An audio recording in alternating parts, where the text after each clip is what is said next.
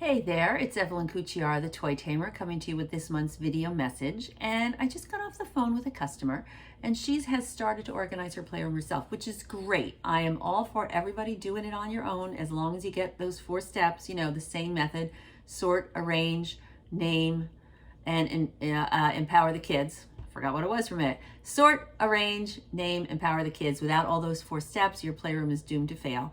But I'm all for people doing it themselves. However, she was showing me some pictures of her playroom, and she was showing me this piece, this right here.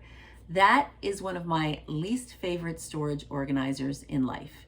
And it's from IKEA, who I usually love, but this one just does not make it. This is called a Trofast.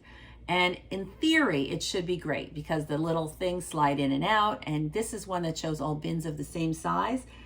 These are the shallow bins, but sometimes you get ones that are deeper bins too. There's a couple problems with this piece. The shallow bins are too shallow. They don't really hold much. And once anything goes above this edge here, you can't push the drawer back in. So what I usually see are either completely empty drawers or drawers that are completely overflowing and nothing goes back in.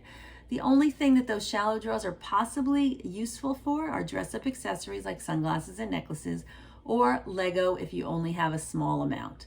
The deeper bins, those are completely useless. They're just like a toy chest or those slanted storages from Pottery Barn. They're bottomless pits. Things go in and they never come out, and they're too deep for the kids to rummage through. So what happens is the kids end up dumping it out instead, which is not what we want. So I personally feel that this Trofast unit, though IKEA sells zillions and zillions of them, does not earn the floor space it takes up. You are much, much better with a Calyx unit, because then, most importantly, you have room for hanging labels. And that is another big drawback of this particular unit. You would have to label the bins, which, if you listen to anything I say, labeling the bins does not work, because kids can sort a magnet tile from a Barbie. That's not the problem. They don't know where the bin goes. So you always want to label the shelf. You want to have a hanging label. Oh, I can probably show you one. There it is. You want to have a hanging label, but not with this bin. This is my office, so I don't have the right kind of bins here for kids. They work okay for adults. You want a half-size bin with a label on the shelf. Never label the bin.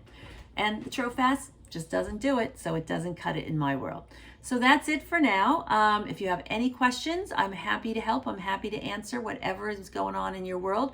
And keep in mind too, I'm also happy to come in and do a plan for your playroom, and then you can execute it yourself. Whether you use my online DIY course or you just kind of wing it on your own, at least we can get the structure that's going to work for you and not against you. So that's it for the month of August. Bye-bye. Talk to you soon.